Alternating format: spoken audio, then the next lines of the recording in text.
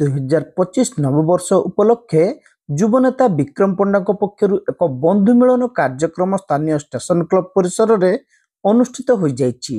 बालेश्वर सदर निर्वाचन मंडली पंचायत और पौरांचल स्तरीय नेता माने एथिरे जोगदे श्री पंडा को नूतन वर्षर शुभेच्छा जणाइबा सहित तांको नेतृत्व उपरे संपूर्ण आस्था प्रकट करथिले।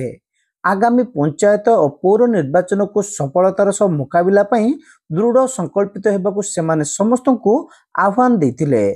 एही अवसर रे निज वक्तव्य श्री पंडा सदर निर्वाचन मंडलीर साथी और समर्थकों भावावेग को सम्मान जणाई निकट भविष्यत रे एक राजनैतिक दल रे सामिल हेबाकु निष्पत्ति नियाजिबा संपर्क रे सूचना देथिले। विधानसभा निर्वाचन सरिबार 7 मास बीती जाइतिले भी सदर निर्वाचन मंडलीर भाग्य रे कोनोसी परिवर्तन होई नहीं, बरं एहार अवस्था केवल पुराना बोतल रे नुआ मद बोली श्री पंडा कहितिले। सदर निर्वाचन मंडलीर सामग्रिक विकास पई आगामी दिन रे गणतांत्रिक उपाय रे लड़ाई सह एथिपई समस्तंकर साहाय्य और सहयोग कामना करथिले। 2019 मसिया रे दल हमको भरसा कलानी एवं निर्वाचन लड़ीबारू मु वंचित हो गली। तापरे बहु अपवाद शुणा पड़ी। आज जाए भी शुणुची लक्षे टंकार आरंभ हुए 5 कोटी पर्यटन चले। केतबले कहा किए मत 2 कोटी देलानी, किए 4 कोटी देलानी, किए 10 कोटी देलानी, ये विभिन्न अपवाद। आज पर्यंत मु विष पीची नीलकंठ साजिची मु आपन को कहि रखबा पई चाहे केवल एथि पई जे आपण मो सामने ठिया होइचंती आ मो संगरे अछंती।